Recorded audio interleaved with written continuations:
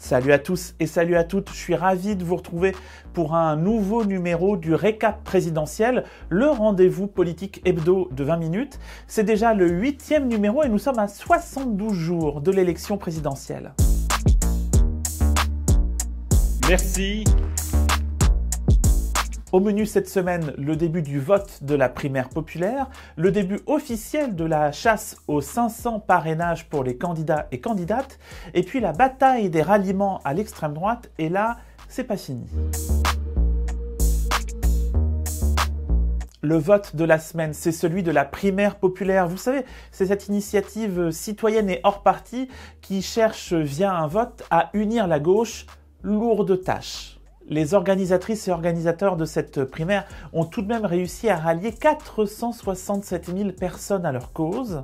Ce sont donc presque un demi-million de personnes qui se sont inscrites pour voter sur Internet jusqu'à dimanche et juger qui des 7 candidats et candidates présentés sont les meilleurs pour faire gagner la gauche à l'élection présidentielle. Problème, Anne Hidalgo, qui s'était ralliée dans un premier temps, mais aussi Yannick Jadot et Jean-Luc Mélenchon ont déjà annoncé qu'ils ne reconnaîtraient pas les résultats de cette primaire.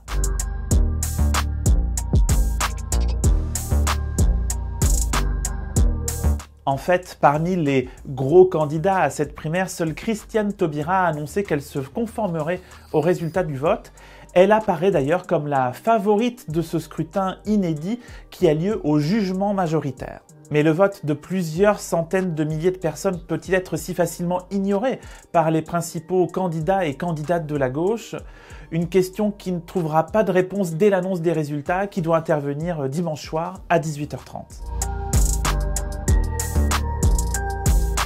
Le décret de la semaine, c'est celui qui convoque les électeurs et électrices à voter pour l'élection présidentielle les 10 et 24 avril prochains. Il a été publié jeudi. Cette publication ouvre surtout la période officielle du recueil des parrainages pour les candidates et candidats.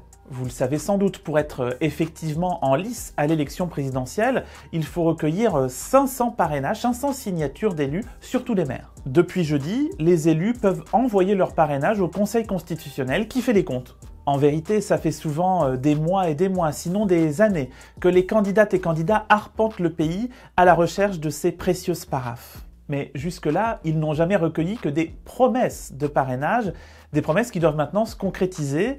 D'après leurs déclarations, Éric Zemmour, Marine Le Pen et Jean-Luc Mélenchon ne sont pas encore au but. Les parrainages peuvent être reçus au Conseil constitutionnel jusqu'au 4 mars à 18h. Il reste encore un peu de temps. Le ralliement de la semaine, c'est celui de Gilbert Collard à Éric Zemmour.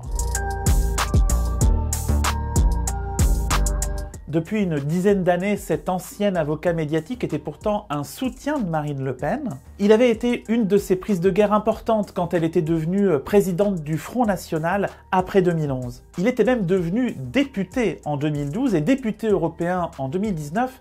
C'est donc un gros coup d'Éric Zemmour. Et ça commence à en faire beaucoup en quelques semaines. Déjà début janvier, Éric Zemmour avait engrangé le soutien de l'ancien numéro 2 de LR, Guillaume Pelletier. La semaine dernière, il a aussi reçu le soutien de Jérôme Rivière. Il est moins connu, il est député européen RN, mais il a aussi été député UMP dans les années 2000. De quoi, en tout cas, accréditer la thèse d'Éric Zemmour de l'union des droites entre la droite traditionnelle et l'extrême droite. De quoi dissimuler aussi les déboires judiciaires du candidat. Jeudi, il était à nouveau au tribunal pour contrefaçon, pour utilisation d'images sans droit dans son clip de déclaration de candidature.